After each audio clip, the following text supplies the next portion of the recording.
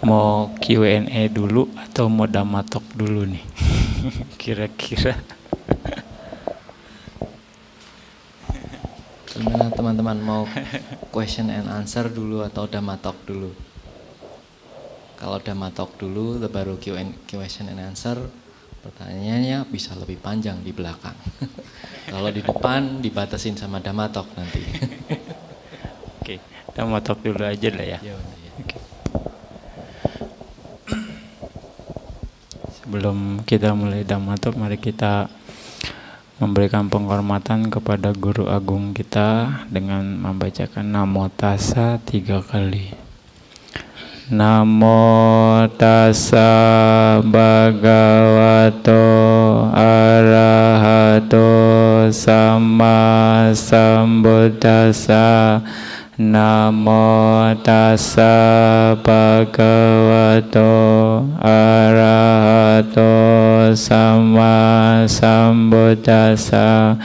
Namo Tassa Bhagavato Arahato Sama Sambuddhassa. Hari ini saya akan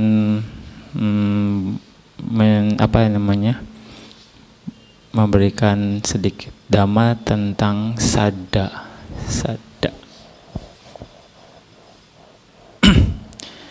Nanti Anda akan lihat sampai sejauh mana sadda Anda terhadap Buddha, Dhamma, Sangha. Oke. Jadi sadda dalam bahasa Inggris dibilang faith atau keyakinan. Ini diartikan sebagai percaya pada agama berdasarkan pandangan salah kalau dalam Inggrisnya.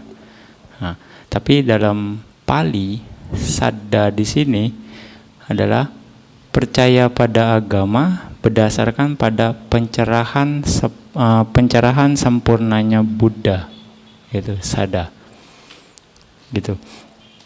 Jadi jelas sekali bahwa kita sebagai umat Buddha harus yakin kepada pencerahannya Buddha, gitu.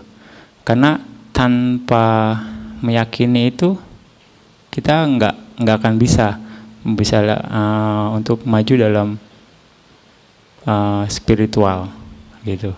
Karena kalau orang nggak punya keyakinan mungkin akan berpikir ini Buddha benar atau enggak, ada atau enggak, atau ini cuma sekedar dongeng saja. Nah, di sini.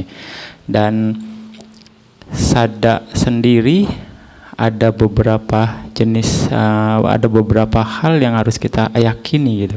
Yaitu yakin terhadap Buddha, Dhamma, Sangha, juga kehidupan lampau, kehidupan yang sekarang, kehidupan yang masa depan, 3 latihan yaitu sila, samadhi, dan panya, dan hukum kama. Ini sadda ini harus Anda punya, dan sadda ini terhadap hal-hal ini semua Anda harus punya sadda yang kuat, gitu. Ini akan sangat bermanfaat. Nah, ketika Anda yakin terhadap Buddha, Anda yakin terhadap pencerahannya, berarti Anda juga yakin terhadap dhammanya, gitu. Karena Buddha mengajarkan dhamma, akhirnya Anda akan mau melaksanakan dhammanya. Karena dengan melaksanakan dhamma, Anda akan bisa mencapai pencerahan atau mendapatkan hasil yang seperti Buddha dapatkan, seperti itu. Dan Anda juga harus yakin kepada Sangha, karena Sangha di sini adalah orang-orang yang sudah berhasil mempraktekkan ajaran Buddha, yang sudah berhasil merealisasi dhamma yang diajarkan oleh Buddha. Begitu. Dan ketika Anda percaya kepada kehidupan lampau, Anda yakin apa yang Anda dapat sekarang ini adalah hasil perbuatan baik di masa lampau. Apa yang Anda dapatkan, entah ya apapun yang Anda terima, yang buruk, itu merupakan hasil perbuatan buruk dari masa lampau. Jadi ada konsekuensi di sini. Nah, begitu juga Ketika Anda yakin terhadap kehidupan masa depan, Anda yakin apapun yang Anda lakukan yang baik pada saat ini akan mendatangkan kebahagiaan nantinya. Dan juga apapun yang Anda lakukan, keburukan, kejahatan akan Anda terima nantinya. Penderitaan. Seperti itu. Ada konsekuensi di sini. Jadi dengan meyakini itu akan muncul hiri otapa Anda. Malu untuk berbuat jahat dan takut akibat perbuatan jahat. Kalau enggak, ya kita akan berpikir hidup cuma sekali. Lakuin aja apapun yang kita mau. Misalnya mau rugiin orang juga nggak masa bodoh gitu kan. Nah, karena mereka nggak percaya sama kehidupan yang akan datang. Karena mereka pikir hidup cuma sekali. Akhirnya mereka bebas melakukan apapun sesuka hati mereka. Nah, itu. Oke, juga 3 latihan sila samadhi panya dan hukum kama. Oke. Sada. Ada beberapa jenis sada di sini. Ada 4 jenis sada, yaitu agamana sada, adigama sada, okapana sada, dan pasada sada. Apa itu agamana sada? Agamana sada ini keyakinan yang jelas pada ajaran Buddha, Bodhisatta, dan para Arya. Dalam artian di sini mereka yang sudah mencapai arahat. Agamana sada, jelas sekali. Dan juga adigama sada, yaitu keyakinan karena penembusan dengan merealisasi jalan hasil, ini Maggapala. Adigamana sada bisa dari Sotapana, tingkat-tingkat kesucian sampai Anagami. Adigamana sada, karena mereka sudah merealisasi jalan hasil Magga dan Pala. Bisa juga arahat di sini, adigamana sada. Lalu okapana sada, okapana sada di sini keyakinan yang sepenuhnya atau terang-terangan atau dengan tekad. Di sini okapana sada, yaitu mempercayai dan bergantung kepada Buddha, Dhamma, dan Sangha. Berikutnya, keyakinan yang tak tergoyahkan atau acala terhadap kualitas Buddha, Dhamma, dan Sangha. Dalam subkomentar Mahaparinibbana Sutta di sini menjelaskan keyakinan karena tekad atau ketetapan hati seperti menyelami dan masuk ke landasan keyakinan. Lalu karena keyakinan itu akan muncul tingkah laku kita yang sesuai dengan keyakinan itu, mempengaruhi tingkah laku. Gitu. Yakin dengan Buddha. Buddha ngajarin apa? Banyak berbuat baik. Berarti saya harus banyak berbuat baik. Berbuat baik melalui apa? Pikiran, ucapan, perbuatan. Dalam artian saya harus banyak berbuat baik. Dalam artian juga saya harus menjaga tingkah laku saya sesuai apa yang Buddha ajarkan. Nah, muncul dalam keyakinan saya tidak akan merugikan makhluk lain. Nah, seperti itu. Menyelami. Masuk ke dalam seperti menyelami dan masuk ke landasan keyakinan, lalu muncul atau timbul dengan tingkah laku di sini. Tingkah laku kita sesuai dengan Dhamma, karena yakin sekali sama Buddha. Nah, Buddha bilang seperti ini, jalanin. Buddha bilang seperti ini, jalanin. Nah, itu pun tapi dilandasi dengan pengertian benar. Nah, kita bukan sada yang buta, bukan blind faith di sini. Ini bahaya. Orang ya sada dengan keyakinan Buddha ini bahaya. Nah, pokoknya disuruh nyebur. Nah, disuruh begini nggak bisa. Tapi sada di sini ada sada dengan keyakinan benar. Seperti itu. Ini penting. Karena kita yakin Buddha bilang banyak berbuat baik. Karena apa? Dengan banyak berbuat baik, siapa yang dapat manfaat? Kita sendiri yang dapat manfaat, bukan orang lain. Kita jadi aman. Benar nggak? Kemana-mana aman. Kalau kita memang berbuat baik, sering berbuat baik, pasti karena perbuatan baik itu sendiri akan jadi pelindung kita. Orang akan juga melihat kita sebagai orang baik.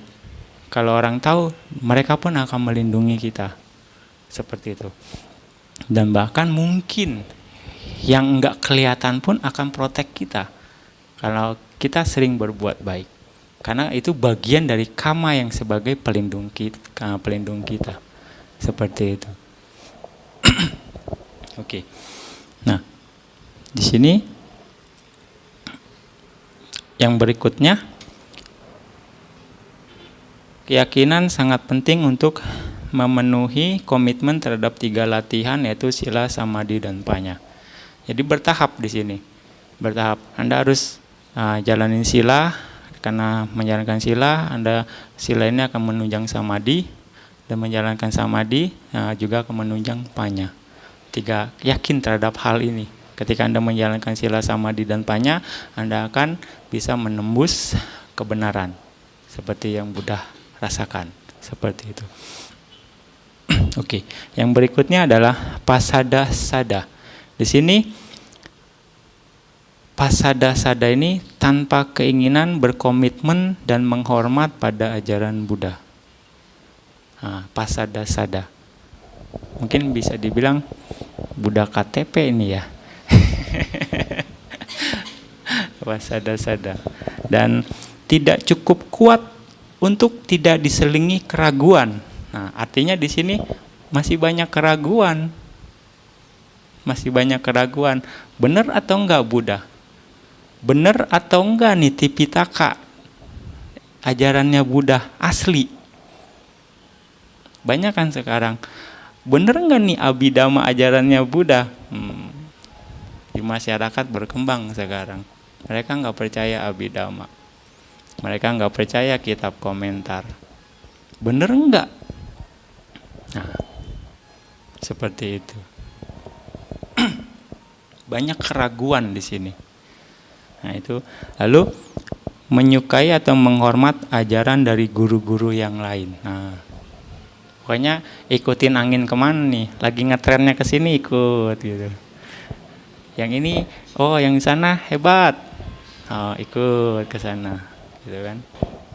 Lalu tidak dapat mendukung untuk memenuhi komitmen terhadap 3 tahapan latihan. Artinya memang dia tidak, karena ragu, nggak menjalankan sila aja nggak mungkin kita bisa murniin sila sekarang, susah Bante, soalnya dagang gitu kan. Nggak bisa gitu kan, nggak ada komitmen di sini. Bagaimana jalanin sila aja nggak, apalagi meditasi gitu. Apalagi bagaimana bisa dapat panya gitu kan. Nah, di sini. Lalu walaupun dapat mendukung untuk melakukan persembahan yang luar biasa gitu. Atau dalam artian pentabisan, dia support orang. Tapi komitmennya nggak ada. Di situ. Nah,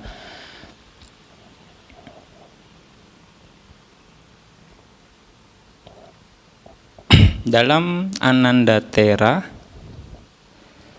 Sutta dalam Samyutta Nikaya disebutkan seseorang yang tidak ada kesenangan pada Buddha Dhamma Sangha seperti Putujana setelah meninggal akan terlahir dalam alam yang menyedihkan, di alam-alam yang tidak menyenangkan, di alam neraka. Jadi yang sadanya yang tidak punya sada dalam Buddha Dhamma Sangha, mereka akan menderita gitu.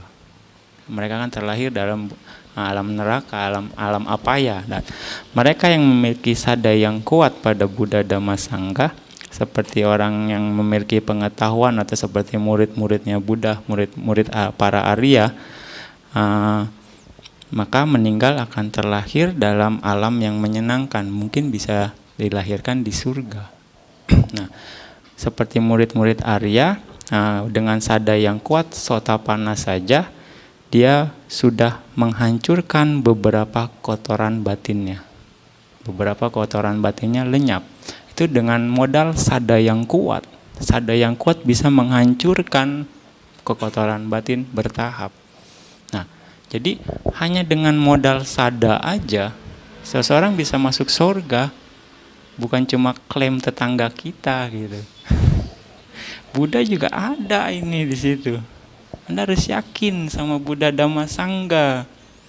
Dengan keyakinan kuat aja, bisa masuk surga, gitu. Iya enggak? Nah, mungkin klaim ini yang jadi referensi dipakai. Secara ajaran Buddha lebih tua ya secara ini kan. Nah, ada cerita dalam, kalau nggak salah dalam zaman Buddha Anumodasi, ada seorang pemuda miskin. Seorang pemuda miskin tapi dia baik, suka merawat orang tuanya. Kelakuannya baik tapi miskin. Di zaman itu ada muncul Buddha Anumodasi.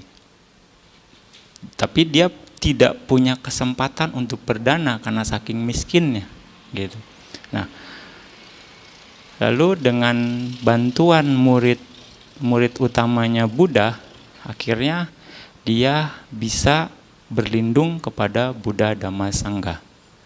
Misalnya dia bisa menyatakan perlindungannya kepada Buddha, Dhamma, dan Sangha.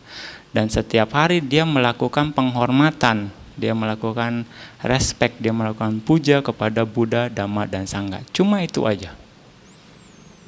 Setelah meninggal, dia terlahir di alam Dewa dan Brahma selama 1 asengkaya kapa. Hanya dengan begitu saja, dia melakukan puja setiap hari, melakukan penghormatan kepada Buddha, Dhamma, Sangha, menyatakan berlindung kepada Buddha, Dhamma, Sangha, dan akhirnya dia bisa terlahir di alam Dewa dan Brahma, selalu Dewa Brahma 1 asengkaya kapa, terus saja. Dari dewa satu ke dewa yang lain, alam dewa yang lain, terus naik turun seperti di alam dewa. 1 asengkaya kapa menyatakan Buddhang saranang gacami, Dhammang saranang gacami, Sanghang saranang gacami, dengan penuh penghormatan, dengan penuh ketulusan, berlindung kepada Buddha, Dhamma. 1 asengkaya kapa. Karena dia nggak punya kesempatan untuk berdana, jadi dia lakukan itu dengan penuh respect, penuh hormat, penuh keyakinan. 1 asengkaya kapa. Mau coba? Nah, di kelahiran terakhirnya, dia terlahir sebagai anak orang kaya. Kalau nggak salah di Sawati, saya lupa ininya. Kalau nggak salah di Sawati. Lalu ketika umurnya 7 tahun, dia bermain-main sama teman-temannya, gitu, berlari ke satu wihara. Dan di wihara itu ketemu biku, dan biku itu ngajak dia untuk mengucapkan Buddhang saranang gacami, Dhammang saranang gacami, Sanghang saranang gacami. Karena dia kecenderungan kuatnya di masa lampau, dia ingat akan apa yang dia telah lakukan. Selesai Buddha mengambil perlindungan terhadap Tisarana, dia menjadi arahat. Dan nama bantenya Tisarana Gamana Tera, kalau nggak salah. Kecenderungannya kuat dari masa lampaunya. Setelah dia ngucapin Buddhang saranang gacami, Dhammang saranang gacami, Sanghang saranang gacami, dia jadi arahat. Seperti itu. Makanya kecenderungan yang membawa dia ke sana cepat sekali ya. Begitu aja jadi arahat coba.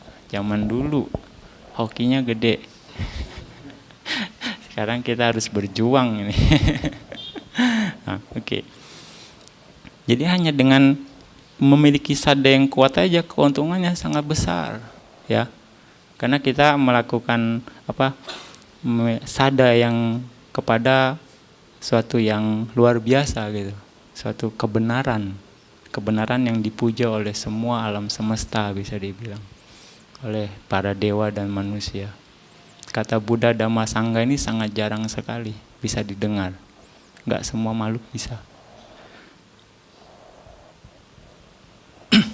Oke. Nah, di sini dalam Anguttara Nikaya saya akan menjelaskan memakai contoh seperti Jambudipa. Jambudipa itu satu tempat di daerah India, di dataran India. yaitu tempat istimewa bisa dibilang. Semua sama Sang Buddha akan terlahir di sana, di Jambudvipa, area Jambudvipa. Nah, kebetulan kita dalam masa 5 Buddha, nah semua sama Sang Buddha akan lahir di sana, di daerah Jambudvipa. Oke, dalam Anguttara dijelaskan, ini ceritanya tentang sedikit dan banyak. Nah, nanti Anda akan tahu Anda di kategori yang sedikit atau Anda di kategori yang banyak. Oke. Nah, di sini disebutkan bahwa di Jambudvipa itu sedikit sekali taman-taman yang indah, sedikit hutan kecil, sedikit pemandangan yang indah, sedikit sekali kolam-kolam teratai, sedikit. Lebih banyak bukit-bukit dan lereng-lereng. Lebih banyak sungai-sungai yang sulit diseberangi. Lebih banyak daerah yang banyak tunggul pohon dan semak belukar. Lebih banyak pegunungan batu cadas. Nah, itu di Jambudvipa perumpamaannya. Buddha memberikan perumpamaan seperti ini. Begitu juga makhluk-makhluk. Sangat sedikit yang lahir di daratan. Oke, kita bisa pikir, banyakan mana komposisi daratan sama lautan? Lautan kan? Nah, Buddha bilang, sangat sedikit makhluk yang lahir di daratan. Betul kan? Terbukti sekarang. Zaman itu pun ya Buddha sudah bisa melihat banyak yang lahir di lautan ternyata. Ya kalau Anda tonton Discovery Channel, ya masalah laut, wah banyak sekali bermacam-macam jenis ikan, ribu, mungkin nggak tahu berapa ini. Atau Anda mungkin ke pasar lihat teri yang segunung-segunung gitu. Iya kan? Nah, ya enggak. Lalu lahir di daratan sedikit. Lalu terlahir di antara manusia. Atau ya bisa dibilang jadi manusia juga sedikit. Dan terlahir di antara manusia juga sedikit. Dalam artian ya yang jadi manusia gitu. Dia di daratan pun yang jadi manusia juga sedikit. Ya enggak? Anda bisa bayangkan 1 orang di rumah atau 4 orang di rumah, banyakan mana sama semut, banyakan mana sama nyamuk, ya enggak, sama kecoa, ya sedikit kan manusia gitu kan dibandingkan mereka. Nah, banyak makhluk. Lalu jadi manusia pun sedikit yang lahir di daerah pertengahan, ya enggak. Ya, sedikit yang lahir bisa dibilang di kota. Yang bisa tinggal di kota itu sedikit. Ya enggak? Sedikit sekali yang punya kesempatan. Lalu di antara yang lahir di kota, sedikit juga yang bijaksana, yang intelijen, yang cerdas, yang mampu mengerti arti dari apa yang dinyatakan sebagai baik dan buruk. Mana yang kusala dan mana yang aku salah. Sedikit yang punya intelijen. Nah, benar enggak? Nah, Anda nih yang tinggal di kota nih. Anda ngerti enggak? Kusala dan aku salah. Lalu, di antara yang bijaksana pun, sedikit juga yang memiliki mata kebijaksanaan. Sedikit yang memiliki mata kebijaksanaan. Nah, yang memiliki mata kebijaksanaan pun, yang pandai, yang bijaksana, sedikit yang melihat tata gata. Ya, sedikit untuk yang langsung ketemu dengan Buddha. Nah, lalu juga sedikit yang mendapatkan dan mendengar dhamma dan vinaya dari Buddha langsung. Kita udah, kesempatannya sudah nggak ada. Gitu. Kita di antara orang yang banyak ini, kita nggak termasuk yang sedikit. Lalu setelah mendengarnya, sedikit yang diingat dalam pikirannya. Nah, setelah dengar dhamma, sedikit yang ingat. Yang ada masuk kuping kiri, keluar kuping kanan. Oke, mungkin masih di ruangan ini ingat, keluar pintu udah lupa.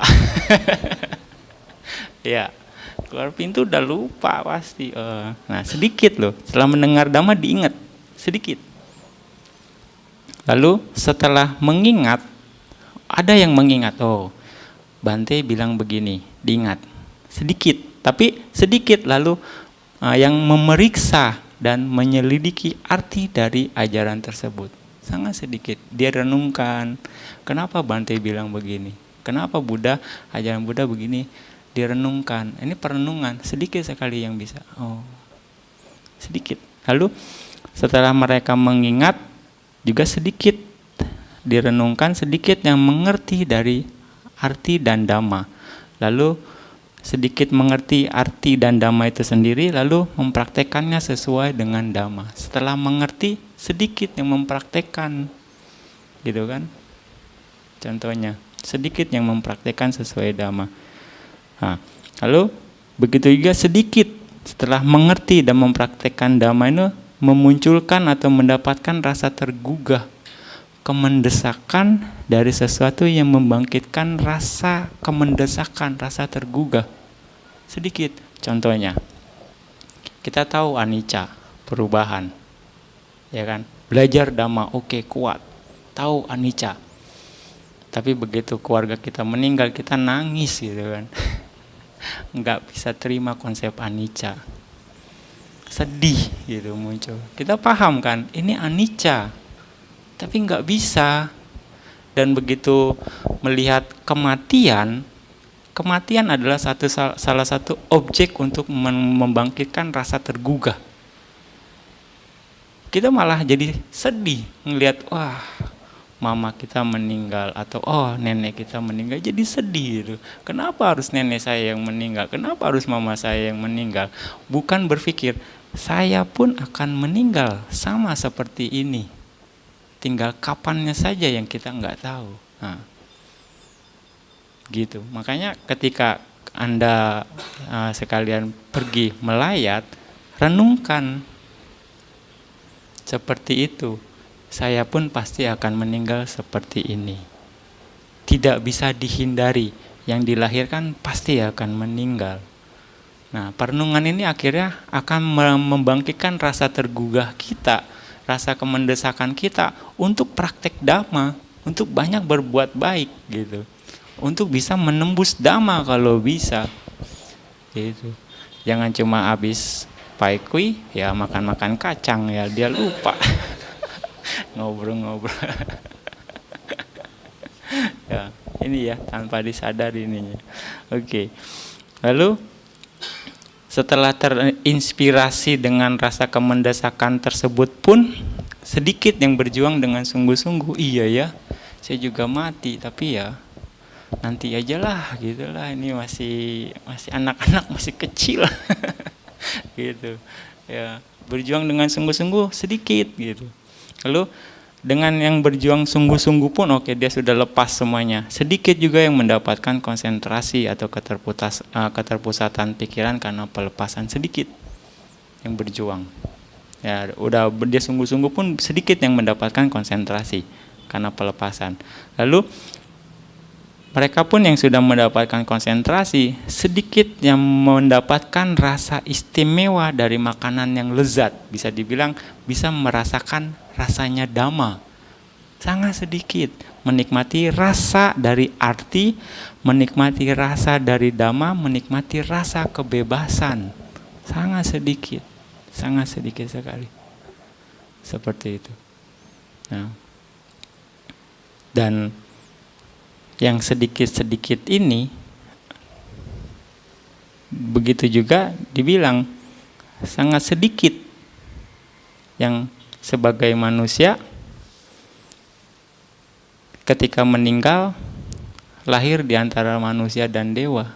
Nah, sedikit juga setelah jadi manusia lahir di antara manusia dan dewa. Sedikit juga sebagai dewa begitu meninggal lahir di antara dewa dan manusia. Begitu juga sedikit dari alam neraka, dari alam binatang dan alam peta yang lahir di antara manusia dan dewa. Sangat sedikit.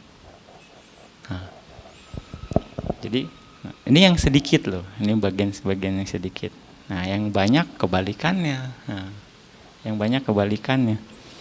Lebih banyak kata Buddha yang terlahir di air, ya kan? Terus lebih banyak yang lahir di mana saja di antara manusia, lebih banyak.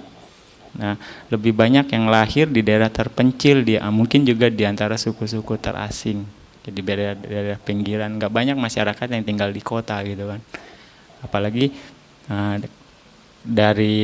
tinggal di daerah-daerah itu sangat sulit untuk mendapatkan akses dhamma, gitu, sangat sulit. Lalu lebih banyak yang tidak bijaksana, yang bodoh, yang dungu atau tumpul, tidak mampu mengerti arti dari apa yang dinyatakan sebagai yang baik dan yang buruk. Lebih banyak yang kebingungan dan tenggelam dalam ketidaktahuan, awija.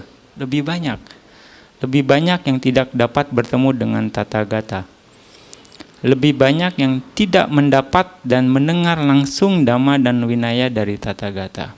Lebih banyak yang lebih banyak yang setelah mendengar tidak mengingatnya dalam pikiran. Oke? Lebih banyak yang tidak mengerti lebih banyak yang setelah mengingat tidak diselidiki arti dari ajaran tersebut, tidak direnungkan. Lalu lebih banyak tidak mengerti arti dan dhamma tersebut, maka karena nggak mengerti tidak dipraktekkan, tidak berlatih sesuai dengan dhamma. Lebih banyak tidak mendapatkan atau memunculkan rasa kemendesakan. Jadi tidak mendapatkan atau tidak memunculkan rasa kemendesakan, tergugah dari sesuatu yang bisa membangkitkan rasa kemendesakan.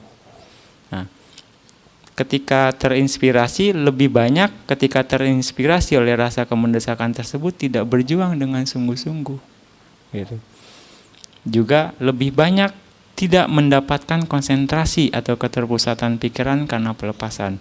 Juga lebih banyak tidak mendapatkan makanan yang lezat, tetapi hidup dengan membawa sisa-sisa yang ada di mangkuk. Bisa dibilang seperti itu. Kita hanya mengambil sisa-sisa saja. Lalu lebih banyak tidak mendapatkan rasa dari arti, rasa dari dhamma, dan rasa kebebasan. Seperti itu Buddha bilang. Nah, setelah meninggal lebih banyak sebagai manusia, dewa, dan dari alam neraka, dari alam binatang dan peta, lahir di neraka, lahir di alam binatang, atau jadi peta. Lebih banyak. Nah, seperti itu. Maka ada ungkapan rumah sejati semua makhluk adalah di neraka. Nah, kita ngunjungin lahir di alam manusia ini cuma liburan doang, bisa dibilang. Cuma kunjungan. Gitu. Sangat sulit. Buddha kan bilang kemungkinan untuk terlahir sebagai manusia kan, seperti kura-kura buta yang muncul 100 tahun sekali, dilempar, asalnya masuk ke dalam cincin atau roda yang pas hanya ukuran kepala kura-kura itu. Kura-kuranya pun buta, dilemparnya di samudra. Wah, kemungkinannya munculnya 100 tahun sekali lagi. Sangat sulit makanya. Nah, sekarang Anda sudah beruntung lahir sebagai manusia. Nah, ya enggak, yang seperti kemarin dia bilang, hokinya udah besar gitu, udah gede nih gitu, manfaatin makanya. Oke. Nah, semua ini semua faktor orang yang sedikit dan banyak ini karena apa? Karena sadanya, kualitas sada yang berpengaruh di sini. Yang sedikit kualitas sadanya mungkin lebih kuat, tapi yang banyak kualitas sadanya kurang. Nah, saya ada referensi satu sutta lagi dalam Cangki Sutta, Majjhima Nikaya 95. Ini dijelaskan.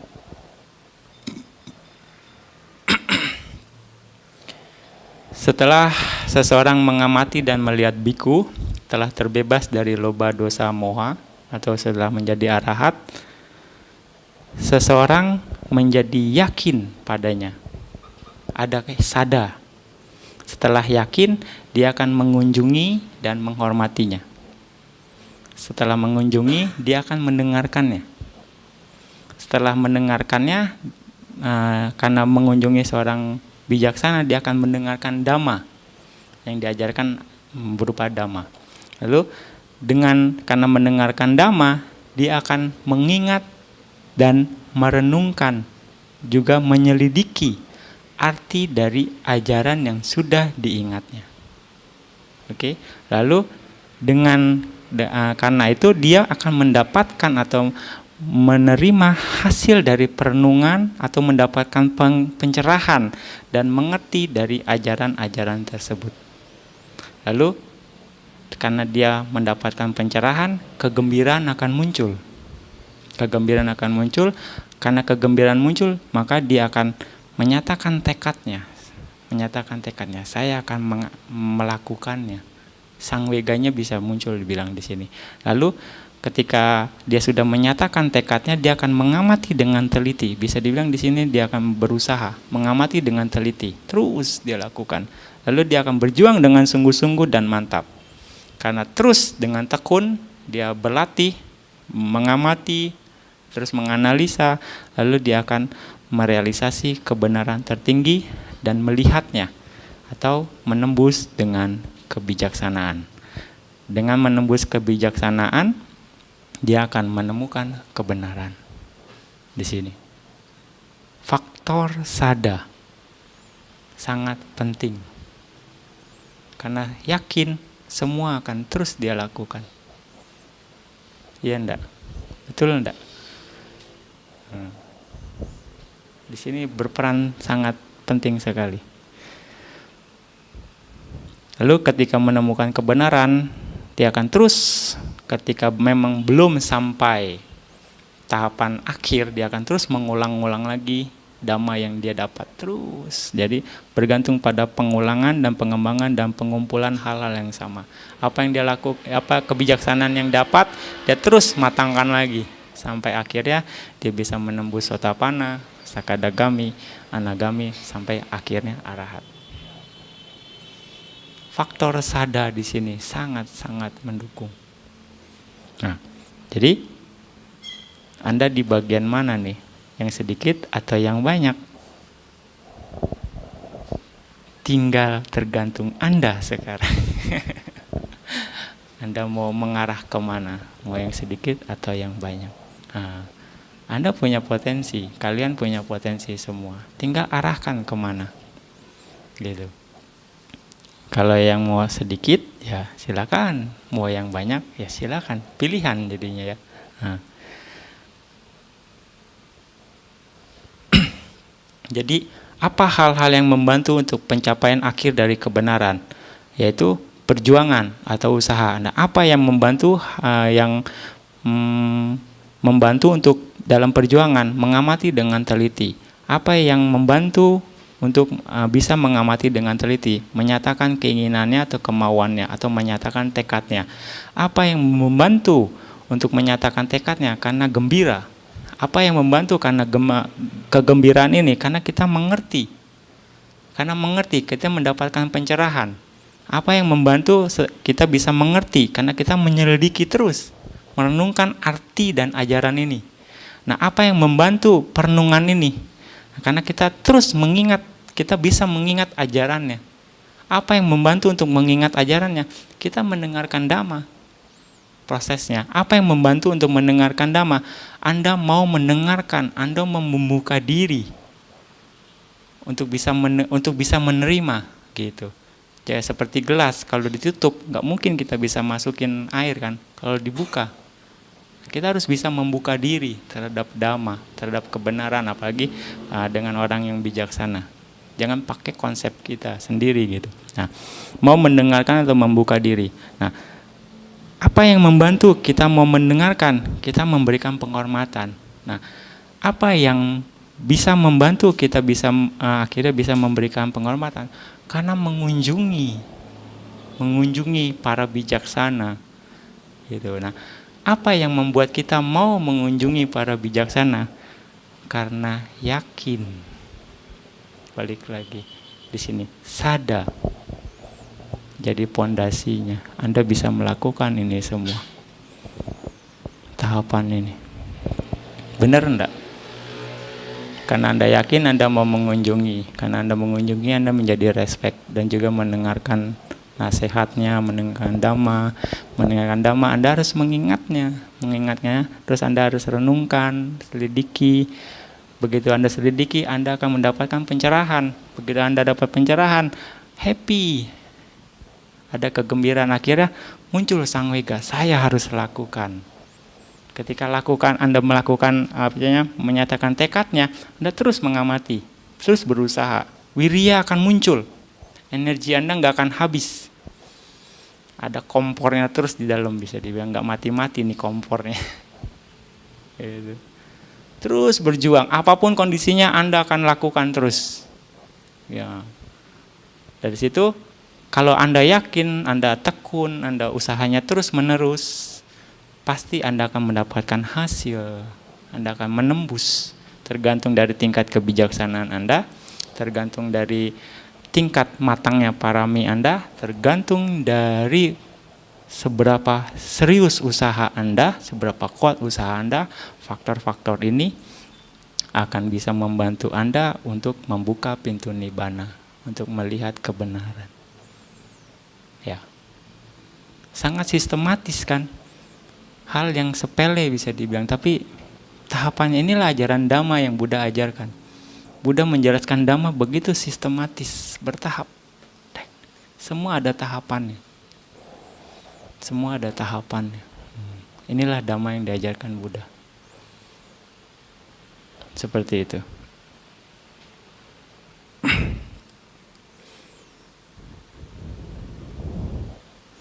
Ya, jadi inilah kenapa kata saya bilang sada memiliki peran yang penting dalam penembusan dalam salah satu faktor penting dalam penembusan Dhamma.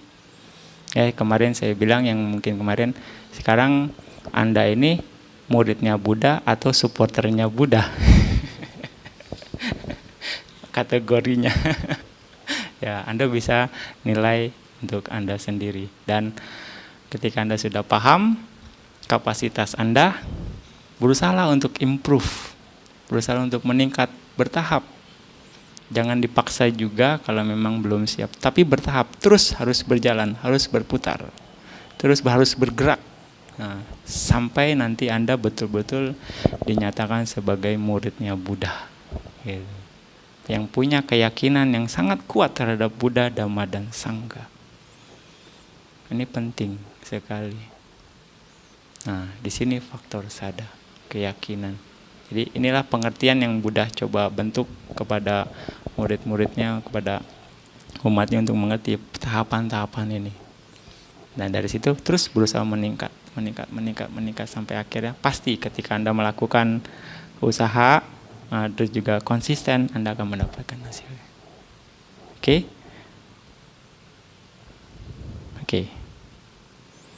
Berusaha untuk meningkat, berusaha untuk yang terbaik dalam praktek Dhamma.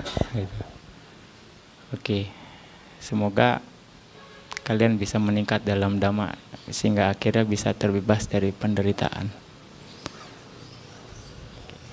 Hari ini sedih sebentar saja.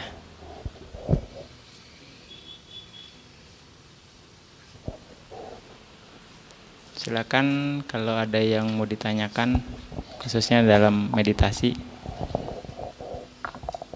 Ada yang mau ditanyakan?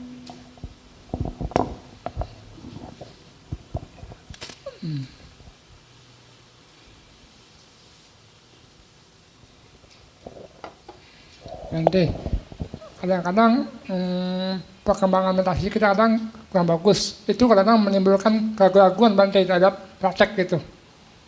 Nah, bagaimana cara supaya sadarnya makin meningkat gitu? Oke.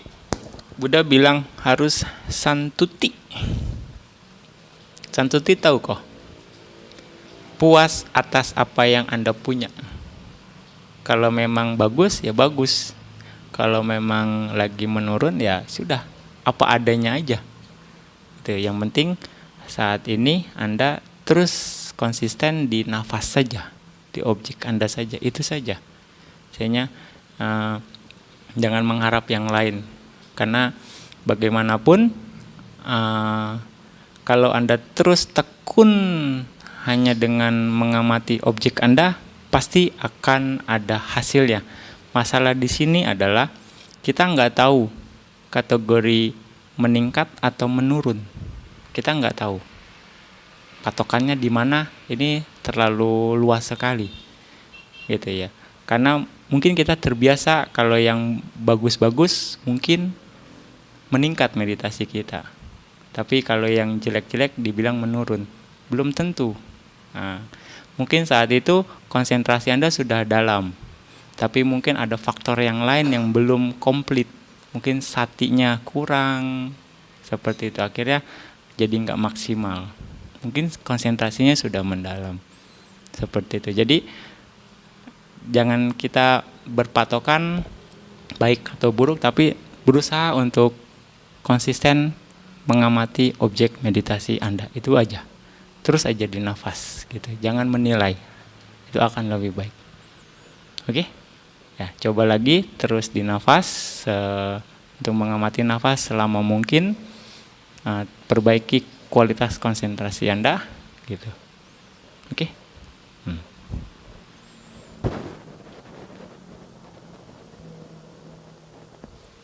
Ada lagi?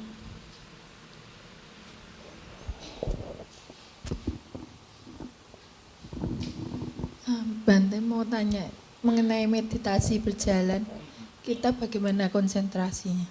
Konsentrasinya tetap di nafas, Ibu. Bukan di gerakan jalan, bukan di langkahnya atau menyadari sentuhan antara lantai dengan kaki. Kita ketika Anapanasati ini, latihan Anapanasati, Anda harus terus mengamati nafas di 4 posisi: berbaring, duduk, berjalan, ataupun berdiri. Terus mengamati nafas. Kalau berjalan kan kita juga harus melangkah. Iya. Kita kan juga mengamati depan kita kalau ada mungkin nggak rata atau apa. Apa itu juga tidak memecah konsentrasi kita? Ya, maka sebaiknya jalannya di tempat meditasi aja gitu. Kalau bisa. Kalau waktu meditasi kan mungkin ada space-nya gitu kan, ada jalurnya gitu. Selama nggak ada masalah ya tetap aja di nafas gitu. Kalau di sehari-hari ya sebisa mungkin untuk terus di nafas gitu. Kalau sehari-hari. Saya pernah melihat ini meditasi berjalan itu di Watugong. Itu dia lokasinya kan tanah ya. Nah itu mereka cara bagi konsentrasinya bagaimana? Kan mesti nggak rata jalannya, juga banyak ada batu juga. Betul. Di sini balik lagi karena kita kan berkomitmen untuk memperkuat konsentrasi. Itu komitmen kita adalah memperkuat konsentrasi, dan yang dibilang konsentrasi itu adalah hanya menyadari satu objek. Hanya menyadari satu objek dalam jangka waktu yang lama, terus-menerus dalam jangka waktu yang lama gitu. Jadi untuk bisa mendukung itu semua, jadi sedari awal kita berusaha untuk hanya fokus sama nafas saja. Karena dengan begitu ada keberlanjutan konsentrasi Anda dari satu sesi, dari satu waktu ke waktu yang lain. Nah, ini akan memperkuat konsentrasi Anda. Nah, seperti itu. Nanti ketika konsentrasi Anda sudah kuat, jadi begini, oke, saya kasih gambarannya. Manfaat kita bisa memperkuat konsentrasi dalam jalur meditasi ini. Konsentrasi kita saat ini adalah untuk memperkuat pikiran pada satu objek, memperkuat konsentrasi pada satu objek. Semua energi pikiran kita curahkan untuk hanya mengamati satu objek. Dengan begini, energi pikiran kita akan semakin kuat. Ketika energi pikiran Anda semakin kuat, sudah kuat berarti sudah siap untuk bisa melihat objek yang lain. Tapi kita perlu pondasi yang kuat dulu. Nah, dengan energi pikiran yang kuat, energi pikiran ini pun akan menghasilkan cahaya yang luar biasa, Ibu. Ini satu hal. Lalu, ketika kita sudah punya pondasi yang kuat dengan kekuatan konsentrasi itu, kita bisa pindah objek ke yang lain. Makanya ketika Anda berhasil dalam anapanasati dan Anda melatih meditasi yang lain, itu akan sangat mudah. Akan sangat mudah. Berganti-ganti objek dari 40 objek samatha ini akan sangat mudah Anda lakukan. Karena Anda sudah punya potensi yang kuat. Nah, ketika Anda sudah bisa berganti-ganti objek, artinya dengan modal konsentrasi yang kuat, Anda sudah siap untuk melihat berbagai macam objek. Karena Anda sudah punya pola untuk berganti-ganti objek. Ya. Nah, oke. Di situ satu hal. Ketika Anda nanti latih meta saja, ada 528 cara melatih meta. Untuk konsentrasi meta, 528 cara. Berarti Anda bisa melakukan variasi latihan konsentrasi sebanyak 528 cara. Lebih banyak lagi variasi Anda. Artinya Anda akan semakin mahir dalam konsentrasi, dalam melatih konsentrasi dengan berbagai macam objek, dengan berbeda-beda objek. Nah, di sini manfaatnya, kebiasaan ini akan kebentuk kan. Anda semakin mahir dan semakin terbiasa. Kebiasaan ini akan Anda bawa ketika Anda nanti melatih rupa kamatana. Anda akan melihat rupa kalapa yang sangat banyak dalam satu kesempatan bersamaan. Kalau Anda nggak punya konsentrasi yang kuat dan kebiasaan yang sudah dibentuk sebelumnya, meditator akan kewalahan di sini, akan kesusahan untuk mengadaptasi ini semua. Gitu. Karena terlalu banyak. Contohnya rupa kalapa itu seperti Anda mungkin zamannya Ibu mungkin bisa ada TV yang renyek gitu. Nah, yang banyak dot, banyak titik-titiknya. Nah, itu rupa kalapa seperti itu. Itu mungkin titik yang di TV itu masih besar, rupa kalapa lebih kecil dari itu. Dan itu timbul muncul lenyap. Jadi cepat sekali gerakannya gitu. Dan Anda harus punya konsentrasi yang kuat untuk bisa melihat itu semua. Kalau kebiasaan dari awal tidak dibentuk, meditator akan kewalahan untuk melihat, nggak siap untuk melihat perubahan yang begitu cepat. Tapi begitu Anda punya konsentrasi yang baik dan Anda sudah melatih berbagai macam metode meditasi, akhirnya pikiran punya kebiasaan yang sudah kebentuk untuk melihat berbagai macam objek, terbiasa. Begitu menghadapi melihat fenomena rupa kalapa ini sendiri, pikiran hanya tinggal menyesuaikan sedikit kebiasaannya. Sek, didukung oleh konsentrasi yang kuat, pikiran akan terbiasa untuk melihat fenomena itu semua muncul berlangsung padam dengan sangat cepat. Itu materi. Batin lebih halus lagi. Dan lebih banyak lagi variasinya. 89 cita, 52 cetasika Anda harus amati. Rupa hanya 28 jenis rupa. Nah, rupa hanya 28 jenis rupa. Cita Anda harus mengamati 89 cita dan 100 atau 121 cita dan 52 cetasika. Di sini. Dan itu akan kebawa terus. Kebiasaan ini akan habit Anda dari latihan samatha terus akan kebawa lagi sampai latihan nama rupa. Kebawa lagi. Nah, oke. Kebiasaan itu kalau Anda sudah terbiasa melihat biasa terlihat rupa itu lebih halus. Nama lebih halus lagi dari rupa. Gitu. Tapi Anda sudah punya modal untuk bisa mengamati nama dari konsentrasi yang Anda bentuk kebiasaan itu. Nah, akhirnya Anda bisa mengamati nama. Tinggal adjust sedikit aja gitu. Membiasakan hal yang baru sedikit karena Anda sudah punya potensinya. Nah, makanya latihan ini berkesinambungan satu dengan yang lainnya. Latihan ini saling support satu dengan yang lainnya. Nah, ini sistem yang dibentuk oleh Buddha. Seperti yang saya bilang tadi, sistematis. Meditasinya pun sistematis. Kalau Anda pelajari polanya Buddha, Anda selalu dengan sistematis, dengan pola. Gitu.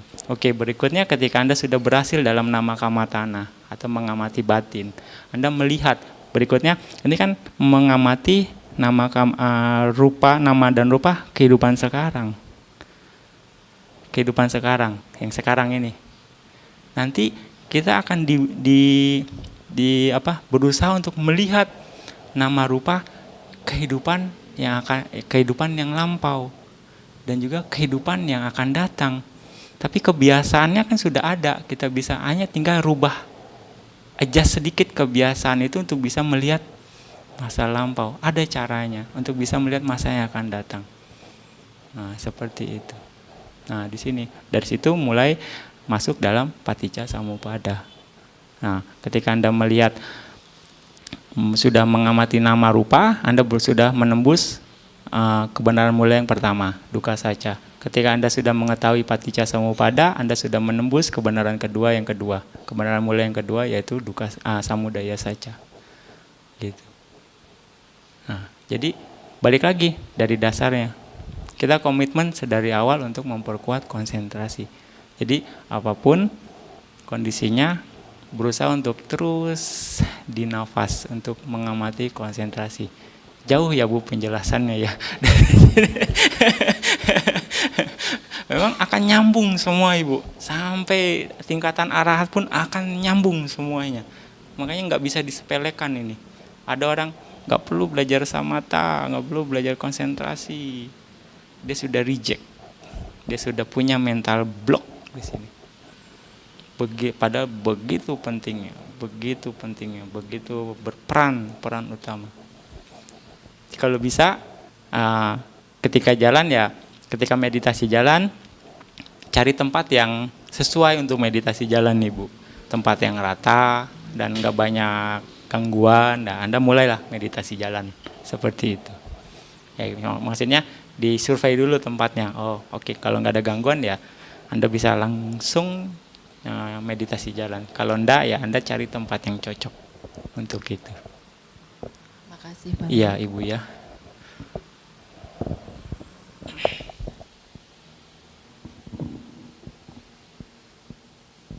Ada lagi? Silakan. Iya. Saya mau nanya, kalau pertama-tama awal-awal tuh meditasi kita perenungan dulu Bante. Perenungan nilai-nilai bajik yang diajarin, sama perenungan pemahaman itu loh, kesabaran. Oke. Di situ dulu, baru kita masuk ke nafas gitu Bante. Bisa ya? Bisa seperti itu. Kadang memang ada beberapa orang yang merasa itu membantu untuk ketenangan, itu nggak ada masalah. Nah, kalau memang itu membantu Anda, silakan dilakukan untuk hanya beberapa saat saja gitu ya. Mungkin ya 5 menit lah. 5-10 menit ya untuk awal-awalnya. Nah, itu juga bisa seperti itu. Nah, setelah Anda pikirannya tenang, Anda siap, Anda balik lagi fokus ke nafas, menyadari nafas, nggak ada masalah. Ya, ya ada lagi.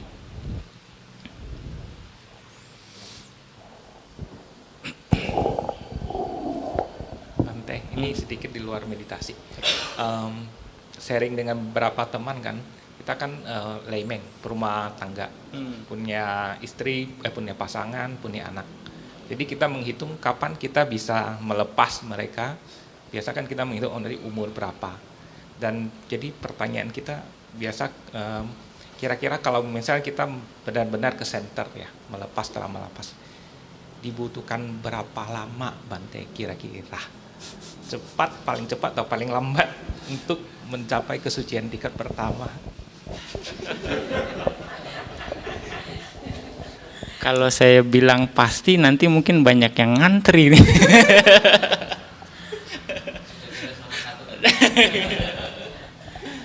Berapa lamanya kita nggak tahu. Saya nggak bisa pastikan. karena itu cuma kapasitas seorang sama Sang Buddha. Anda harus ketemu Buddha dulu untuk bisa pastikan itu. Tapi kita jangan berusaha untuk cepat atau bagaimana. Jalani saja prosesnya. Prosesnya sesuai dengan tahapannya gitu, sesuai dengan prosesnya. Ya kalau memang parami Anda kuat, ya Anda bisa dengan waktu dalam jangka waktu tertentu gitu. Yang di sini yang diperlukan adalah terus berusaha sampai sejauh mana parami Anda, ya nanti dilihat bagaimana latihan Anda gitu. Tapi saya ada masukan gitu dari biku yang lain, mungkin coba tes dulu 3 bulan. 3 bulan Anda akan bisa lihat parami Anda sejauh mana gitu. Anda bisa bertahan di center 3 bulan, terus juga mungkin dilihat perkembangan meditasi Anda bagaimana. Nah, Anda bisa analisa, Anda bisa selidiki, oh kira-kira masih oke nih ya, Anda tinggal lanjut lagi gitu. Seperti itu. Yang masalahnya kan masih ada pasangan dan anak itu, Bante, itu yang susahnya. Tuh, ingat yang muda-muda, susah melepas kalau udah punya pasangan. Ya, memang inilah kondisi yang, tapi bertahap pelan-pelan sesuai dengan kondisinya gitu. Bertahap hasilnya, nggak bisa dipaksa. Kalau dipaksa pun nanti malah nggak enak gitu ya. Bertahap aja istilahnya, pelan-pelan. Contohnya sebenarnya latihan melepas itu bisa dimulai dari sedikit-sedikit, bisa dibilang. Ya contohnya ketika Anda berdana, Anda harus punya keinginan untuk melepas. Jadi bukan untuk mengharapkan apa-apa, hanya melepas apa yang dilepas, kekotoran batin, melepas kemelekatan Anda terhadap barang yang Anda punya. Itu pun melepas. Nah, kebiasaan ini pun harus dibentuk gitu. Ya. Bukan seperti ya pergi ke kelenteng. Ya kan? Dananya hasilnya apel sekilo, mintanya usahanya biar sukses gitu. Iya enggak? Ya, cuma goban sebenarnya. Maunya usahanya sukses. Gimana istilahnya? Nah, itu melepas itu pelan-pelan. Terus juga pelaksanaan sila. Juga harus dengan perenungan untuk melepas. Yaitu melepas metta, karuna. Sebenarnya ketika Anda menjalankan 8 sila, itu pun Anda sedang melepas, latihan melepas. Melepas kesenangan indria. Ketika Anda melaksanakan 8 sila. Ini penting. Anda yang latih 8 sila, wikala bojana, Anda nggak makan malam. Anda melepas kesenangan Anda untuk makan malam. Anda lepas saat itu kan.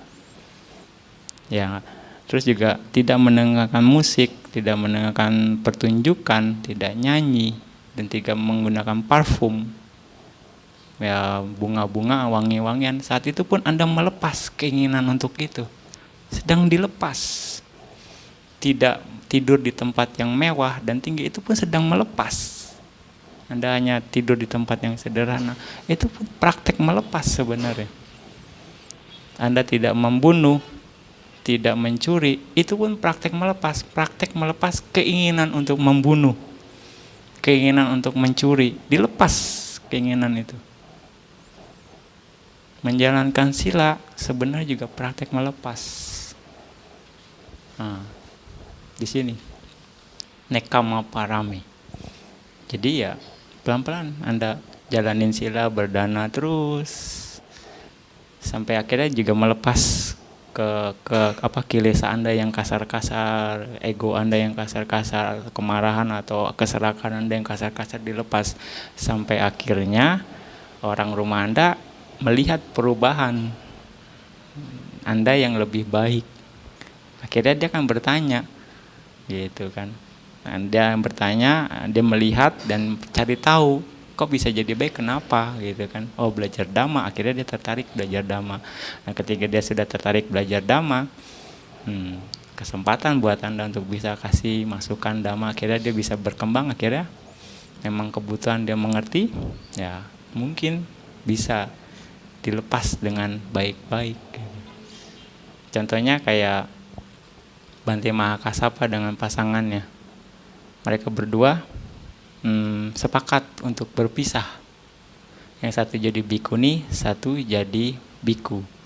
Akhirnya apa yang terjadi? Terjadi gempa saat itu. Alam mendukung mereka karena berpisah dengan pengertian benar. Mengerti memang ini harus dilakukan. Alam pun support, akhirnya terjadi gempa. Tapi gempanya gempa yang tidak merusak gitu. Fenomena alam mendukung. Seperti itu. Satu lagi Bante. Oke. Kalau ke center lebih baik kita mengambil jadi samanera atau tetap yogi aja. Tergantung niat Anda. Tergantung niat Anda, juga tergantung kesiapan Anda. Karena kan beberapa pendapat kan kalau samanera kita sila lebih tinggi ya. Oke. Jadi mungkin latihannya jadi lebih banyak hasil. Tapi kan kalau waktu kita menjadi samanera kan kita banyak perubahannya. Jadi harus pakai jubah, harus terbiasa jubah. Jadi ada plus minusnya. Iya, ada plus. Makanya tergantung niat Anda dan juga tergantung kesiapan Anda. Ada orang yang niatnya kuat tapi nggak siap, jadi beban. Gitu. Malah jadi beban, malah prakteknya nggak tenang gitu. Di situ. Kalau Anda siap, ya nggak ada masalah. Kalau nggak siap, ya apa adanya aja itu. Yang penting Anda serius untuk praktis, itu aja poinnya. Gitu.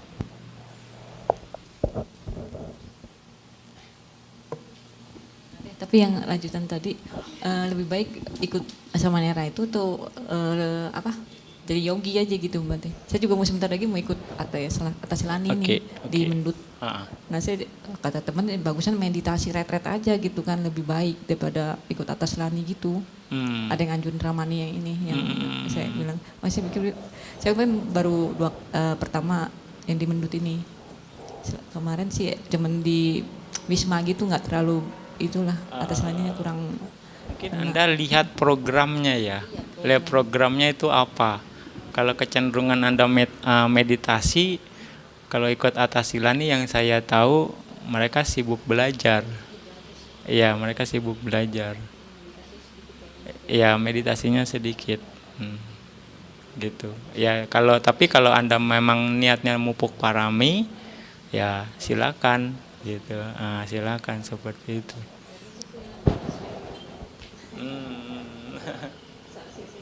Ya. Ya mungkin kalau di retret itu Anda bisa jadi sialei tapi ikut retret. Ya, itu pun sama Pak Bajita juga. Ikut sialei, jadi sialei tapi retret gitu, meditasi. Mungkin bisa kalau Anda serius ke sana gitu.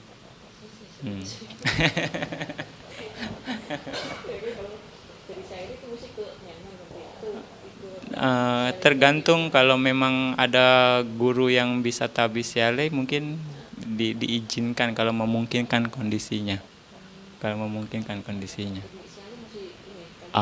Iya.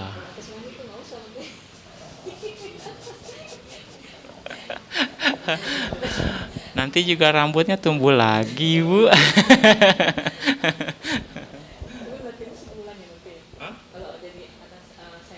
Tergantung. Iya. Bisa saja.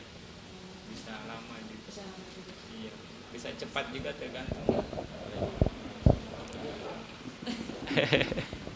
Oke, ada lagi. Bante, mau tanya, idealnya itu kapan kita belajar meditasi selain Anapanasati, Bante? Apakah menunggu kita sampai jana dulu, baru ideal untuk belajar yang lain, ataukah di tengah-tengah boleh mix gitu, Bante? Kalau yang kita punya istilahnya, diharapkan meditator akan diarahkan untuk belajar anapanasati dulu atau meditasi 4 unsur. Meditasi 4 unsur. Di sini 2 pilihan, tapi lebih condong kita akan mengajarkan anapanasati dulu di sini, karena anapanasati ini meditasi yang paling mudah. Dalam artian objeknya kita bawa kemana-mana setiap hari, gitu. Tapi kalau meditasi yang lain, kita harus bikin objeknya. Kita harus ciptakan objeknya, karena itu objek eksternal. Sedangkan anapanasati ini internal, objek yang ada di kita, gitu. Nah, kalau meditator belum punya konsentrasi yang baik, terus dia pakai objek eksternal, ini perlu ekstra, perlu kerja keras, gitu, untuk bisa menciptakan objek itu sendiri. Contohnya, oke lah, kayak kasina putih, dia harus membayangkan warna putih di depan wajahnya.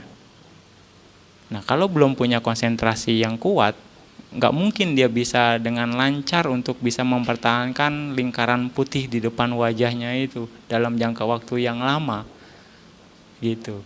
Itu kendala berikutnya. Ataupun dia diarahkan untuk melihat lingkaran putih, bikin bulatan gitu dari karton warna putih atau kertas warna putih, terus dalam diameter mungkin 30 cm.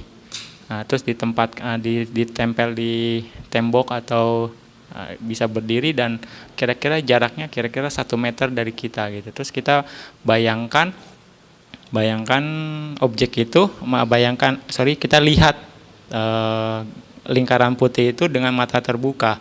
Kita berusaha untuk menyerap, berusaha untuk mengingat lingkaran putih itu. Lalu kita berusaha untuk tutup mata. Berikutnya kita tutup mata dan kita harus melihat lingkaran putih itu sama seperti membuka mata ketika kita mata tertutup. Nah, seperti itu. Nah, kalau yang nggak punya konsentrasi, rasanya sulit untuk bisa itu. Bisa pun mungkin sebentar, mungkin 5 menit dia udah misalnya berjuang keras, gitu. Seperti itu kendalanya. Itu satu. Terus ketika latihan metta bhavana, itu pun sama. Metta bhavana itu pun objeknya eksternal, membayangkan wajah orang yang kita hormati. Membayangkan loh. Kita harus mengingat, kita pernah melihat orang tersebut dan mengingatnya dengan wajah tersenyum. Nah, kalau nggak punya konsentrasi, sulit untuk bisa membayangkan itu.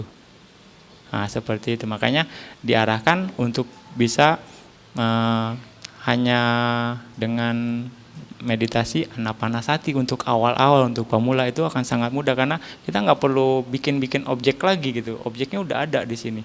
Tinggal kita mau rubah kebiasaan aja. Yang tadinya nggak menyadari objek, nggak menyadari nafas, sekarang kita ganti untuk hanya terus menyadari nafas, gitu. Nah, untuk meditasi 4 unsur, ada beberapa orang yang memang kecenderungan unsurnya ini dominan. Unsur di tubuhnya dominan karena mungkin praktek masa lalunya, atau juga karena kebiasaan yang sekarangnya, gitu. Atau juga karena dia ada kendala dalam pernafasan. Nah, itu diarahkan untuk mengambil 4 unsur, meditasi 4 unsur, mengamati karakteristik dari 4 unsur. Jadi ada 12 karakteristik di sini yang harus dia amati, meditasi 4 unsur ini. Nah, itu juga bisa membantu. Tapi ujung-ujungnya nanti dia harus latihan anapana lagi. Nah, ketika Anda sudah berhasil dalam latihan anapana, untuk ganti meditasi yang lain akan sangat mudah. Nah, ketika Anda sudah berhasil melakukan meditasi, semua meditasi objeknya, Anda akan bisa melihat Anda cocok di meditasi yang mana, objek yang mana, dari perbedaan kualitas konsentrasi Anda. Ketika Anda latih anapanasati, kualitasnya seperti ini. Ketika Anda melatih kasina putih, kualitasnya ternyata lebih terang, kualitasnya lebih baik. Ketika Anda latih kasina cahaya, ini cahayanya lebih terang, lebih baik. Berarti Anda cocok ke kasihna cahaya ini. Nah, dengan begitu berarti kecenderungan Anda, arahkan kecenderungannya untuk latih dengan dasar anapanasati, Anda pakai kasihna cahaya. Nah, dengan begitu pakai kondisi ini untuk berlatih vipassana. Nah, di sini. Karena sesuatu yang kita senangi akan sangat membantu, memudahkan. Nah, nanti setelah Anda latihan semua, Anda baru tahu cocok yang mana. Gitu. Jadi saran saya tetap aja di anapanasati untuk terus fokus untuk membuat kebiasaan yang baik istilahnya gitu. Jangan menyerah istilahnya. Ya, seperti itu. Oke, ada lagi? Silakan kok. Ya Bante mau nanya, kan itu tadi tentang sada ya. Kan tiap orang kan rasa ingin tahunya beda-beda kan ya. Ada yang sampai aneh-aneh gitu mungkin ya. Oke. Itu kan pasti mempengaruhi. Nah itu gimana tuh ya gitu. Misalkan kan sekarang anak zaman sekarang kan sering nonton film ya. Pasti suka ada pertanyaan aneh-aneh kayak misalkan kehidupan. Kan dulu kan ceritanya sebelum Buddha Gautama kan ada Buddha berapa Buddha gitu ya. 27 Buddha. Itu apakah semuanya di bumi gitu apa gimana gitu. Nah itu kayak gitu tuh bagus apa enggak ya maksudnya Ini rasa ingin tahu. Yang gitu. tanya siapa? Anak Saya, Anda? Gitu. Suka ada pertanyaan begitu. Tanya suka penasaran begitu. Penasaran sendiri. Iya. Anda sendiri gitu. Iya. Oke. Sama yang kedua itu kan suka ada di cerita-cerita kan habis dengar khotbah zaman dulu tuh berubah jadi arahat gitu kan. Maksudnya mau nanya itu tuh yang begitu tuh dia tuh udah pasti langsung udah bisa meditasi yang udah sampai tingkat tinggi itu apa emang tiba-tiba berubah aja gitu? Inilah salah satu bentuk keraguan ini. Iya. Yang seperti saya bilang ya, kalau keyakinan yang nggak kuat, kita juga akan berpikir, orang akan berpikir Buddha ini benar atau enggak sih, dongeng atau enggak gitu kan. Nah di sini, tapi memang ada orang yang bisa dibilang mengesampingkan cerita-ceritanya ya hanya sebatas pengetahuan saja gitu loh. Ceritanya gitu. Cerita-cerita itu hanya sebatas warna-warninya dari Dhamma itu sendiri saja. Gitu. Karena dari cerita itu kita jangan melihat subjeknya, tapi pesan dari cerita itu yang harus kita ambil.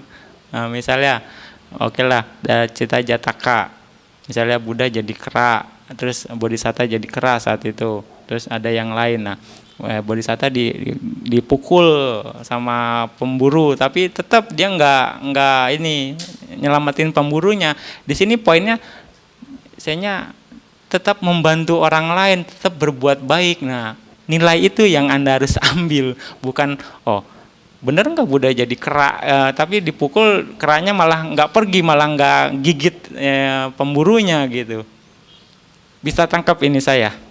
Jadi kita berusaha untuk melihat objektivitasnya, nilai pesan yang mau disampaikan, pesan-pesan yang mau disampaikan oleh Buddha, seperti itu. Bukan dari nilai subjektivitas, bukan dari jadi apa. Ini penting. Jadi kita akan melihat, ternyata Dhamma yang diajarkan Buddha mengarah untuk kita terus berbuat baik.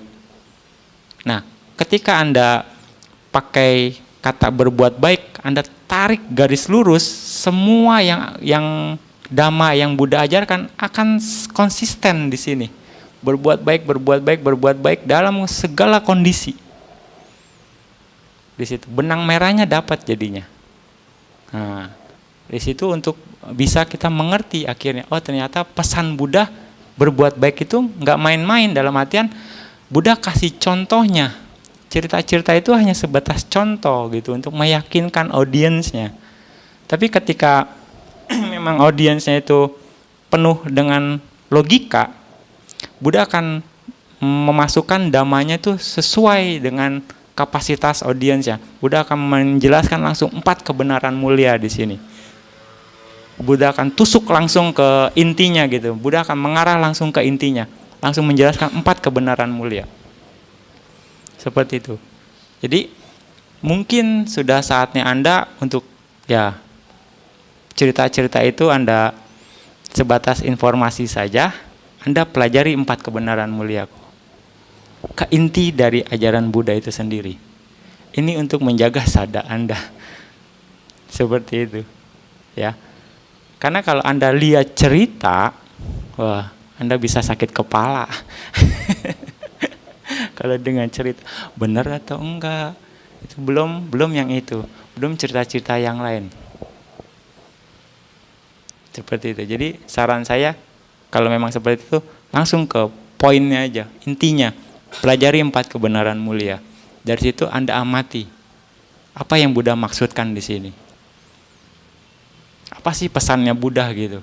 Nah, dari situ terus kembangkan. Nah, dengan begitu sada Anda akan semakin kuat. Ketika sada Anda sudah makin kuat, sudah kuat sekali, Anda bolehlah baru dengar-dengar cerita-cerita itu. Udah nggak bisa digoyang lagi. Gitu kok, ya.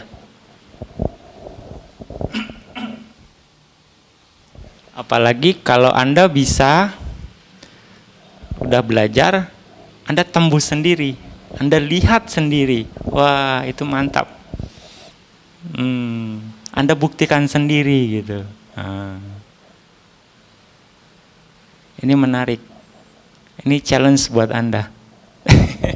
Tantangan buat Anda.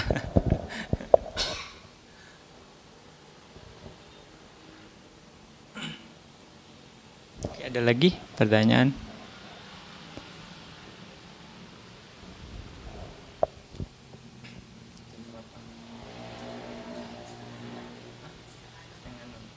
Oke, mungkin pertanyaan terakhir ya. Last question kalau ada.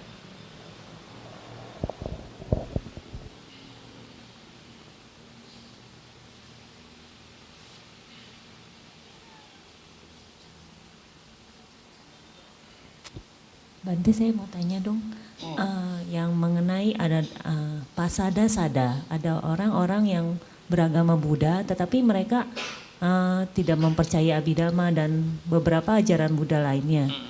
Nah, itu karma apa yang bisa menyebabkan mereka seperti itu di kehidupan ini, Bante? Jangan sampai kita di kehidupan mendatang menjadi seperti itu juga, Bante. Untuk karma apanya saya juga kurang paham ininya ya, tapi pasti ada sesuatu. Kecenderungan dari masa lampaunya. Dan satu lagi karena kualitas sadanya yang nggak kuat terhadap Buddha itu sendiri. Masalahnya kenapa orang nggak percaya? Kalau menurut pengamatan saya, karena mereka tuh belum tahu semua ajaran Buddha. Mereka langsung memberikan penilaian, gitu. Mereka nggak mempelajari keseluruhan Tipitaka. Mereka nggak mempelajari konektivitas hubungan satu bagian dengan bagian yang lain. Mereka hanya mempelajari sebagian saja. Akhirnya dengan kepercayaan diri yang tinggi mereka menilai ini bukan ajaran Buddha. Itu satu faktor karena apa? Karena kesombongan. Karena mana yang tinggi, karena ego, gitu. Tapi kita lihat, kita analisa, kenapa saya berpikir seperti itu. Kita analisa, biku-biku hebat, terkenal, seperti Paus Siadou, Mahasi Siadou, Minggun Siadou, Janaka Biwamsa, yang Mandalay Siadou. Mereka scholar, mereka terpelajar dalam Tipitaka. Mereka semua menerima Abhidhamma, mereka bisa menerima kitab komentar. Karena apa? Karena mereka sudah mempelajari semua dan semua masih ada hubungan dan semua masih bisa dipertanggungjawabkan. Seperti itu. Dan mereka yang menolak rata-rata mereka yang baru belajar sedikit. Kalau yang pengamatan saya loh ya. Seperti itu. Coba deh. Apa Anda ragu kualitas Paus Siadou tentang pembelajaran palinya gitu, Tipitakanya. Anda ragu dengan Mahasisyado, Anda ragu dengan Minggunsyado, Tipitaka Dara. Meragukan kualitasnya. Mereka biku-biku hebat dalam masanya gitu. Mereka percaya gitu. Nah, seperti itu. Satu hal mungkin karena kesombongan kalau menurut saya, karena ego mereka. Mereka akhirnya nggak percaya, atau juga karena ketidaktahuan mereka. Akhirnya mereka tidak bisa menerima Abhidhamma di sini. Seandainya di kehidupan ini kita tidak belajar Abhidhamma dengan sungguh-sungguh, apakah di kehidupan mendatang kita juga akan seperti itu, Bante? Itu akan kecenderungan akan ke bawah. Apapun kecenderungan itu akan kita bawa. Oke, seperti karakter. Oke. Karakter yang kita punya ini adalah kecenderungan dari masa lampau. Sesuatu dilakukan pertama kali itu disebut perbuatan. Perbuatan dilakukan berkali-kali itu akan menjadi kebiasaan. Karena yang jadi kebiasaan itu akan menjadi kecenderungan. Kecenderungan yang kuat itu akan menjadi karakter. Pahami di sini. Akan menjadi karakter. Jadi ketika karakter Anda sekarang itu adalah kecenderungan dari masa lampau yang sangat kuat ke bawah. Terus berkelanjutan. Tes. Ya enggak? Bisa terima itu di sini. Karakter ke bawah. Nah, nanti Anda akan bisa lihat mungkin hubungannya nanti dari Paticca Samuppada kalau memang Anda punya kesempatan untuk bisa akan mengerti kecenderungan, karena Janaka Kama itu cuma satu kama, lalu ada upatambaka kama, kama pendorong, kama support, kama pendukung di sini, gitu. Itu kan akan mensupport ke sana, dan itu akan berlanjut ke kehidupan yang akan datang. Nah, seperti itu. Nah, makanya ketika Anda sekarang berlatih meditasi, itu pun sedang membentuk kebiasaan kuat untuk menjadi arahat. Iya. Jadi kebiasaan menjadi arahat pun itu harus dibentuk sebenarnya. Dengan cara apa? Sesuai dengan jalannya Buddha. Makanya orang bilang mindful, sati. Sati ini modal penting untuk jadi arahat. Mindful. Nah, kecenderungan ini harus dibentuk. Seperti itu. Penting sekali karena ini akan terus berkelanjutan. Ya kan? Menyadari sepenuhnya, arahat itu kan menyadari sepenuhnya, berarti satinya udah sangat kuat. Akhirnya sampai kiriya. Berarti sudah sangat firm, sangat kuat. Sotapanna dibilang tidak akan mau melanggar sila, tidak akan mau, dia hanya menjaga silanya saja. Berarti pelaksanaan silanya sudah sangat kuat, 5 silanya. Makanya minimal kalau Anda mau jadi Sotapanna, 5 silanya jangan dilanggar, bikin kebiasaan itu.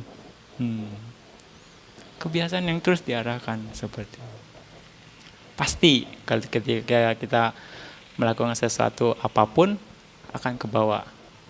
Ketika sadar kita terhadap ajaran Buddha yang masih kurang, itu pun mungkin akan ke bawah ke kehidupan lampau kita, ke kehidupan masa depan kita. Ya, kalau sudah ada mental block di sini, tadinya mungkin kenal Dhamma, kedepannya mungkin ya mungkin jadi ya masuk agama lain, ya seperti itu. Mental jadi terpisah. Nah, ada orang jenius, orang pintar, tapi bukan Buddhis. Nah, mungkin saja seperti itu. Ya enggak. Atau ya oke lah, bisa juga Buddhis ya di dekat lingkungannya ada di wihara, tapi dia malah nggak praktek Dhamma, malah orang dari luar yang datang ke sini untuk praktek Dhamma. Itu pun salah satu kecenderungan. Ya, bisa paham ya penjelasannya ya. Oke. Karena cukup menarik Bante. Kaitannya sama praktek dalam kehidupan kita sehari-hari. dengan yang tadi Bante paparkan mengenai kebiasaan dan kecenderungan dari kehidupan lampau. Contohnya saya jadi ingat yang salah satu di Sutta, di mana Sang Buddha waktu membabarkan Dhamma ada beberapa muridnya yang mainan tanah, terus ada yang melihat ke langit. Nah, kebiasaan itu kan Sang Buddha ada kasih tahu bahwa mereka lahir kehidupan lampaunya sebagai cacing. Nah, beratus-ratus tahun katakanlah kalau dia terlahir jadi cacing terus kemudian dia terlahir jadi manusia, kebiasaan dari yang menjadi cacing terbawa jadi kehidupan di manusia. Terus aku nggak bisa bayangin itu seperti apa mengerikannya Bante ya. Nah, seperti itu dia korek-korek tanah. Lagi dengerin Dhamma Talk dia korek-korek tanah. Nah, yang jadi pertanyaan saya, pada saat katakanlah ketika seseorang yang kita nggak tahu, kita ngomong kosongnya aja, dia sebelumnya adalah kehidupan dari binatang yang lama sekali, kemudian dia terlahir jadi manusia, terus pada saat itu dia mungkin karena baiknya dia mengenal Dhamma, cuman karena hal-hal kebiasaan lampaunya ada yang membuat dia itu susah progresnya untuk belajar Dhamma. Nah, yang jadi pertanyaan saya untuk kehidupan yang sekarang, dalam kehidupan yang sekarang relativitasnya itu latihan seperti apa? Apakah yang harus sistem yang dipaksakan untuk mengetahui kapabilitas seseorang supaya dia bisa berprogres dan akhirnya yang dulunya jalannya jauh dari Dhamma untuk kembali ke jalan Dhamma harus setengah dipaksakan, ataukah kan kebanyakan sekarang banyak orang jangan dipaksakan, semampunya saja. Nanti kalau nggak mampu ya sudah gitu Bante. Nah, yang jadi pertanyaan saya ini, kita ini berlatih haruskah dipaksakan? Karena atau nanti dengan dipaksakan kan kita tahu apakah kemampuannya seperti ini. Baru di situ kita baru tarik mundur. Oh, saya harus seperti ini speednya untuk latihan.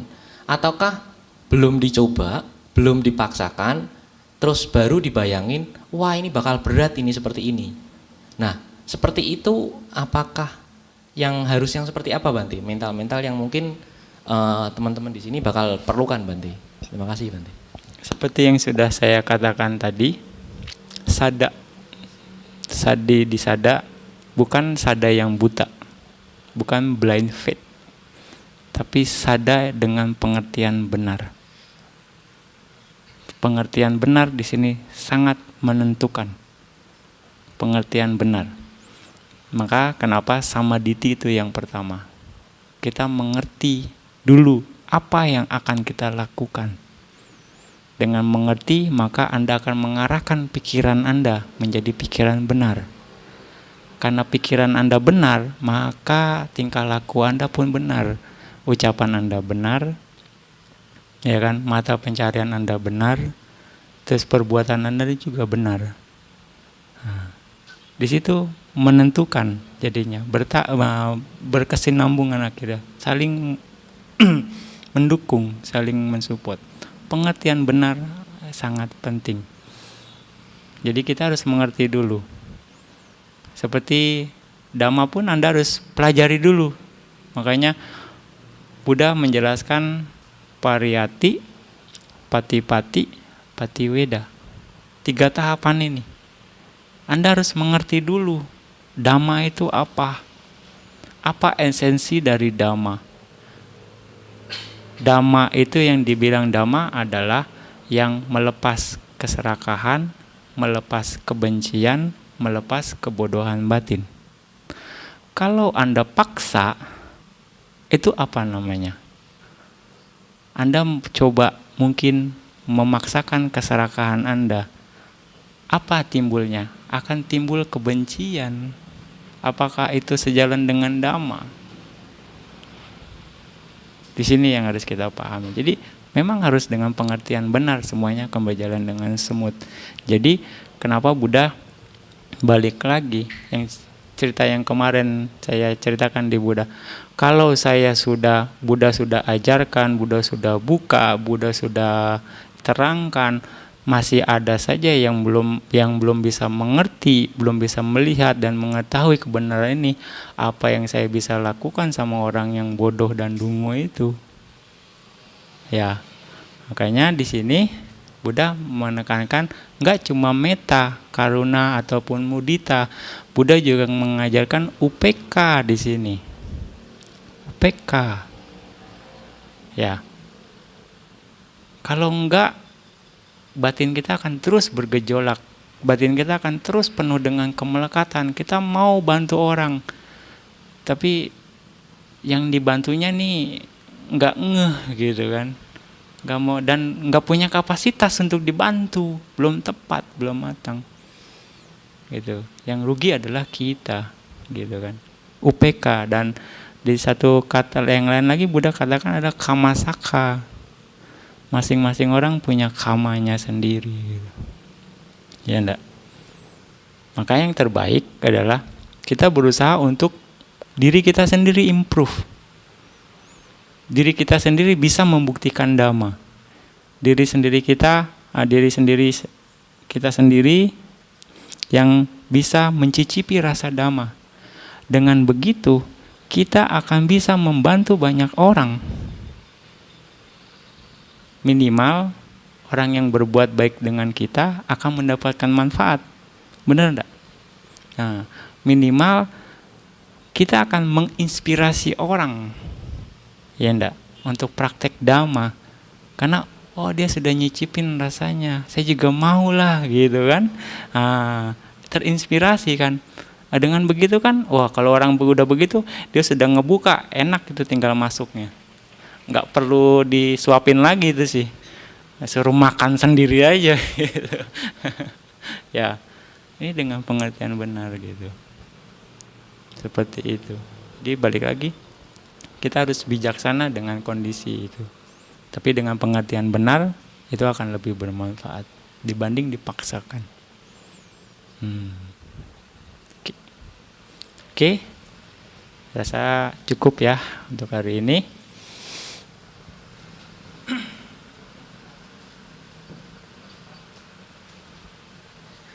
Kita berbagi jasa kepada 5 sila Bante.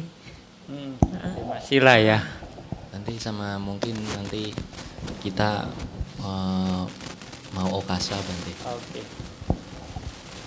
Yang mau ambil 5 sila silakan ya. Ikuti kata-kata saya dulu. Yang mau terus 8 sila silakan dilanjutkan sampai besok pagi. Yang mau ambil 5 sila ya setelah pulang ini silakan. Ahang Bante Tisaranena saha Pancasilam Dhammaya cami Anugahang katwa Silam deta Me Bante Dutiyampi Ahang Bante Tisaranena saha Pancasilam Dhammaya cami Anugahang katwa Silam deta Me Bante Tatiyampi Ahang Bante Tisaranena saha Pancasilam Dhammaya cami Anugahang katwa Silam deta Me Bante Yamahang wadami tang wadeta. Namo tassa bhagavato arahato samma sambuddhassa.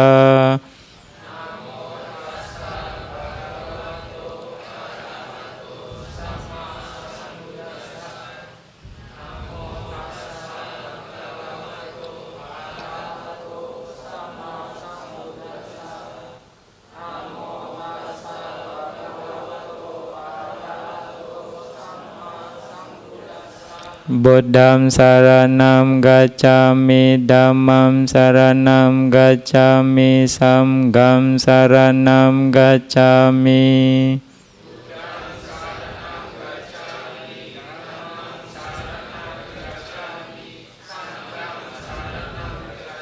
Dutiyampi buddham saranam gacchami. Dutiyampi dhammam saranam gacchami. Dutiyampi sangham saranam gacchami.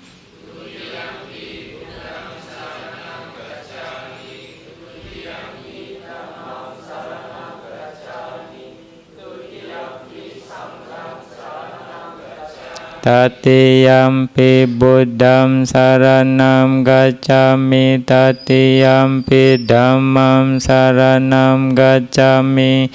Tatiyampi sangham saranam gacchami.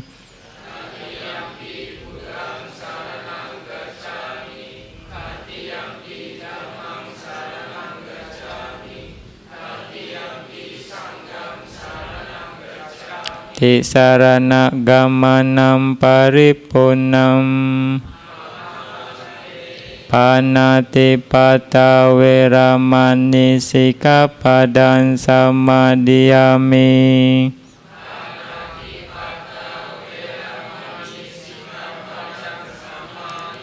Adinadana weramani sikapadan samadhiyami.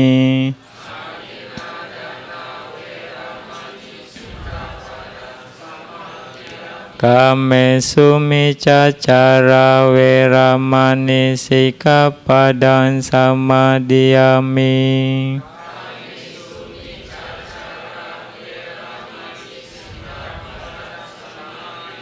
Musawada weramani sikapadan samadhiyami.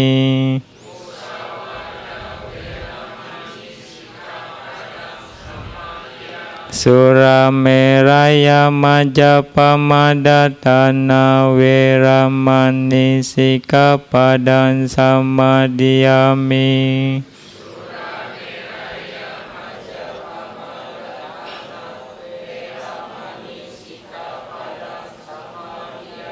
Idame punyam asawakayam wahang hotu. Idame silam nippanasa pacayo hotu. Tisaranena saha pancasilan daman sadukang katwa apamadena sampadeta.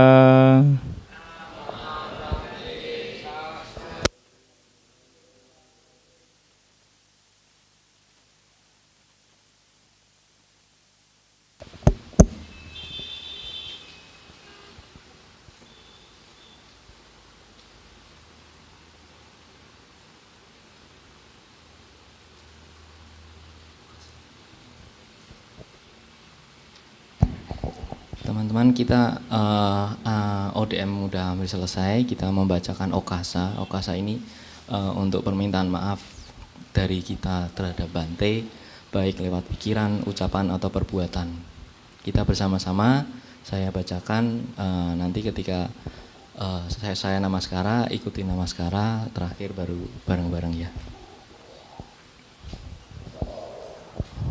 Okasa wandami Bante Suki hotu nibbana sapacayo hotu. Maya katang punyang samina anumodi tabang. Mereka nggak ikutin. Diwakilkan aja. Diwakilkan. Ulang-ulang. Maya katang punyang samina anumodi tabang. Sadu anumodami. Samina katang punyang mayang databang. Sadu anumoditabam. Sadu anumodami. Okasa dwarata yena katang sabang acayang kamatame Bante. Kamami kami tabam. Sadu okasa kamami Bante. Suki hotu nibbana sapacayo hotu.